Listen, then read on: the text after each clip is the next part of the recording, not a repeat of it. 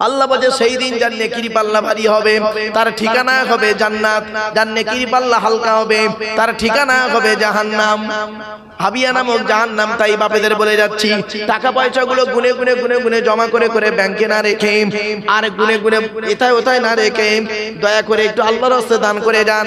আল্লাহ কোরআনে বলছেন ওয়াইলুল লিকুল্লি হুমাযাতিন লুমাযা, ওই সমস্ত লোকদের প্রতি জাহান্নাম যারা সামনে দুর্নাম বদনাম করে পেছনে দুর্নাম বদনাম করে। আল্লাযী জামাআ মালা ওয়া আদ্দাদা, যারা টাকা পয়সা ধন সম্পদ গুলোকে জমা করে করে রাখে আর গুনে গুনে রাখে, তারা ধারণা করে মনে করে ইয়াহসাবু আন্না মালাহু আখলাদা, এই টাকা পয়সা ধন সম্পদ গুলো আমার চিরস্থায়ী থাকবে। আল্লাহ বলেন কাল্লা, কখনোই নয়, লা ইউমবাযান্না ফিল হুতামা, হুতামা নামক জাহান্নাম পুড়িয়ে সব ছারকার করে দেবো। মনে রাখবি, এই পৃথিবীতে আমি প্রথমেই বলেছিলাম বাবা, নিজের নিজের করেন, আমার আমার করেন, তিনটে জিনিস আমার, মনে পড়ছে? তিনটে জিনিস আমার, বাড়ি থেকে বাপের। আল্লাহ বলে দিলেন ওরে মৃত্যু আসার আগে টাকা পয়সা ধন সম্পদ গুলোকে আল্লাহ রাস্তায় দান করে যা, মরণ এসে গেলে আর দান করতে পারবি না। নবী বলেছেন ইযা মাতাল ইনসান ইনকাতান আমালুহু ইল্লা মিন সালাসা, তিন নাম নবীজি বললেন মানুষ মরে যায় আমলের দরজা বন্ধ হয়ে যায়। তিনটে দরজা খোলা থাকে। এক নাম্বার হলো সাদাকাতুন জারিয়া, পৃথিবীতে যদি কোনো দান খয়রাত করে যান কবরে শুয়ে শুয়ে সওয়াব পাবেন। দুই নাম্বার হলো আও ইলমিন ইনতাফাউ বিহি, যদি কোনো বিদ্যা দিনী বিদ্যা রেখে যান, বিদ্যা থেকে উপকৃত হতে পারলে কবরে শুয়ে শুয়ে সওয়াব পাবেন। তিন নাম্বার হলো আও ওয়ালাদিন সালিহিন ইয়াদউ লাহু, পৃথিবীতে যদি নেক সন্তান জন্ম দিয়ে যান, ওই নেক সন্তান যদি দোয়া চায় কবরে শুয়ে শুয়ে সওয়াব পাবে। এজন্য বাপেদের বলে যাচ্ছি, নেক সন্তান জন্ম দিয়ে যান, সন্তানকে সুশিক্ষায় শিক্ষিত করুন, সন্তানকে নামাজি করুন। আপনি নিজে নামাজ পড়ুন, সন্তানকে নামাজ পড়ার তাকিদ দিন। আপনি নিজে রোজা রাখুন, সন্তানকে রোজা রাখার তাকিদ দিন। আপনি নিজে কোরআন পড়ুন, সন্তানকে কোরআন পড়ানো শিখিয়ে নিন। তাহলে দেখবেন নবীজি বলেছেন দুনিয়াতে শান্তি সম্মান পাবে, আর বাপ তুমি কিয়ামতের মাঠে আর ধরা পড়বে না। আমরা তো বাপ হয়ে বাপের দায়িত্ব পালন করি না। জন্ম দিয়েছি, বাপ হয়ে গেছি, ব্যবসা বাণিজ্য আছে, আমি মরে গেলে সব ছেলে পেয়ে যাবে, দোকানটা সমেত পাবে, 1.5 কেজি সোনা কি হয়তো কিলো 5 সোনা পাবে, আর সব গাড়ি বাড়ি সব পেয়ে যাবে, ছেলে থাকবে, ব্যাস। তোমার কি আছে? তোমার কিচ্ছু নেই। তুমি কিনে কবরে যাবে, তুমি কিনে কবরে যাবে, তোমার কিচ্ছু নেই। শুনে রেখে দিই, এ জীবন শুরু হয়েছে 150 টাকায়, এ জীবন শেষ হবে 1500 টাকা। যে মানুষটা আজকের মারা গেল, ইন্তেকাল করেছে, কাল তার মাটি হয়ে যাবে।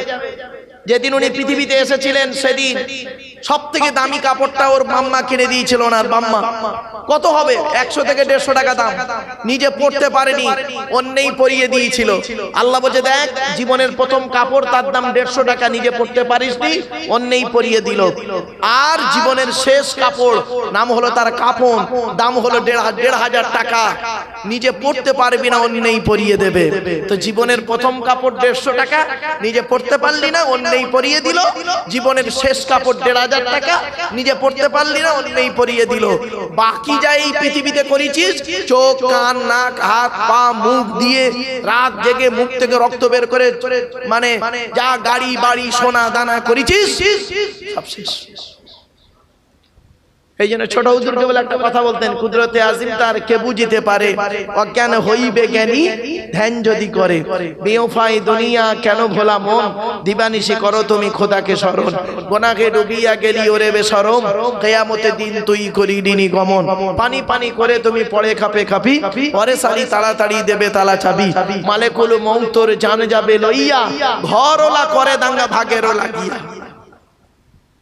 আপনি মারা যান না, বেশি নয়, 1 কিলো সোনা থাকুক আপনার, 1 কিলো সোনা আছে আপনার, আপনি মারা গেছেন, দেখবেন মালেকুল মউত তোর জান যাবে লইয়া, ঘরওয়ালা করে দাঙ্গা ভাগেরও লাগিয়া।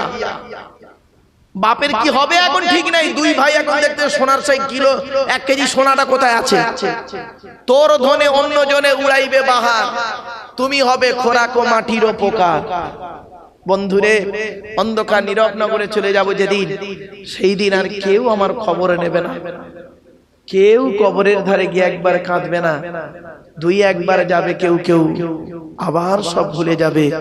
মনে রেখো, পৃথিবীতে এমন কিছু করে যাও, কবরে শুয়ে শুয়ে সওয়াব পাবে। তাই আল্লাহ পাক জানিয়ে দিচ্ছেন 3 নাম্বার কি, ওয়াল্লাযীনা ইউমিনুনা বিমা উনজিলা ইলাইকা ওয়া মা উনজিলা মিন ক্বাবলিক ওয়া বিল আখিরাতি হুম ইউকিনুন। আল্লাহ বলছেন ওই সমস্ত মানুষরা মুমিন মুত্তাকি যারা নাকি ঈমান এনেছে, আল্লাহ পাক যা নাজিল করেছে তার উপরে না ঈমান এনেছে, অর্থাৎ কোরআনের উপরে ঈমান এনেছে, কোরআন মোতাবেক জীবন যাপন করেছে। আর ওয়াল্লাযীনা ইউমিনুনা বিমা উনজিলা ইলাইকা ওয়া মা উনজিলা মিন ক্বাবলিক, এবং নবী তোমার আগে যেগুলো নাজিল হয়েছে তার উপরেও তারা ঈমান এনেছে, অর্থাৎ তাওরাতকে বিশ্বাস করেছে, ইনজিলকে বিশ্বাস করেছে, জবুরকে বিশ্বাস করেছে। মনে রাখবেন, সমস্ত ধর্মগ্রন্থ বিকৃতি হয়েছে, পরিবর্তন হয়েছে। ওরে বাবা, অক্ষর পরিবর্তন হয়েছে, হুকুম পরিবর্তন হয়েছে, অনেক কিছু নিজেরা করে ফেলেছে। পৃথিবীর একটাই ধর্মগ্রন্থ, নাম হলো তার এই কোরআনুল মাজিদ। আজও পর্যন্ত একটা অক্ষরের পরিবর্তন কেউ করতে পারেনি। এই কোরআন এমন এক কিতাব, পৃথিবীর সমস্ত কোরআন যদি ফেলে দেওয়া হয়, একটা কোরআনের হাফেজকে আল্লাহ জিন্দা রাখবে, আবার হাজার হাজার কোরআন তৈরি করে নেবে। জোরে বলুন সুবহানাল্লাহ। পৃথিবীর এমন কোন ধর্মগ্রন্থ নেই যে সেটাকে হৃদয়ের মধ্যে মুখস্থ করতে পারে। একটা বাচ্চা ছেলে সেও কোরআন মুখস্থ করে। ভাবতে পেরেছেন বাবা? এরপরে আল্লাহ পাক বলছেন ওয়া বিল আখিরাতি হুম ইউকিনুন, আখিরাতের উপরে তারা ইয়াকিন বিশ্বাস রাখবে। মৃত্যু আমার হবে এটাই বিশ্বাস করবেন, কিন্তু পরকালে যে আপনাকে উঠতে হবে এটাও আপনাকে বিশ্বাস করতে হবে। পরকালে আমার জবাব দিতে হবে।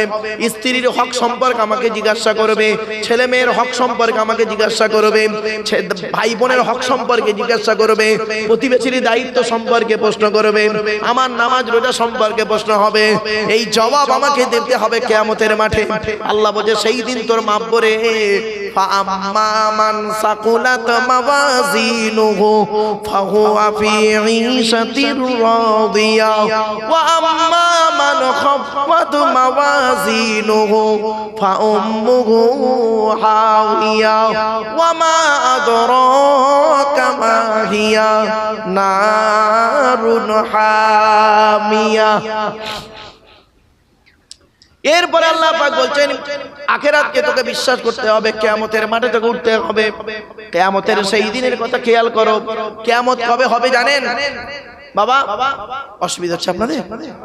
আর একটু হবে না, বন্ধ করে দেবো? হবে? একবার তাকবীর আর নারায়ে তাকবীর, নারায়ে তাকবীর। একবার দরুদ শরীফ আল্লাহুম্মা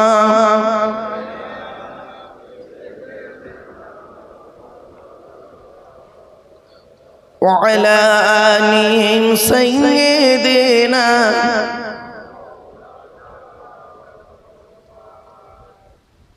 বাপেরা, কিয়ামত কবে হবে শুনে রেখে দিন। পৃথিবী ধ্বংসের লক্ষণ কয়েক কটা ঝপঝপ করে শুনে নিন। এই পৃথিবী শুরু হয়েছে একদিন, এই পৃথিবী ধ্বংস হবে একদিন। পৃথিবী ধ্বংসের কয়েক কটা লক্ষণ কি কি? 1 নাম্বার নবী বললেন পৃথিবী ধ্বংসের লক্ষণ হলো বিদ্যা সমাজ থেকে উঠে চলে যাবে। মাধ্যমিক, উচ্চ মাধ্যমিক, বিএ পাস, এমএ পাস, আলেম, হাফেজ, মাস্টার, ডাক্তার, ইঞ্জিনিয়ার, প্রফেসর বেড়ে গেছে। বুড়ো বুড়ি বাম্মার অনেকে ভাত দেয় না, খবরও নেয় না। ঠিক না বেঠিক? 2 নাম্বার বলা হয়েছে পৃথিবী ধ্বংসের লক্ষণ হলো ওয়ায়ুকসারু জিনা, ব্যভিচার বেড়ে যাবে, ব্যভিচার বেড়ে যাবে। ঘরের ভেতরে এখন ব্যভিচার চলছে, ঘরের বাইরে এখন ব্যভিচার চলছে।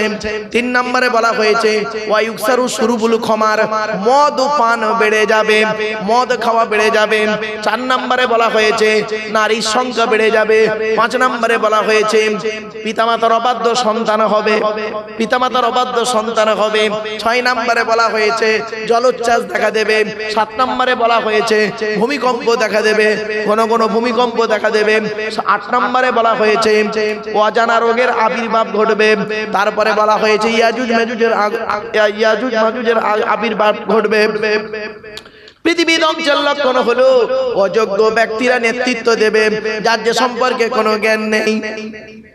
অযোগ্য ব্যক্তিরা নেতৃত্ব দেবে, যার যে সম্পর্কে কোনো জ্ঞান নেই। ও বাবা রাগ করবেন না, গ্রামের প্রধান নিজের নামটাও সই করতে পারে না, ও হলো গ্রামের প্রধান। ওর নিজের চরিত্র খারাপ, ও লোকের ক্যারেক্টার সার্টিফিকেট দিচ্ছে। রাগ করবেন না। পৃথিবী ধ্বংসের লক্ষণ হলো শিক্ষিত লোকেরা অশিক্ষিত লোকেদের সম্মান করবে।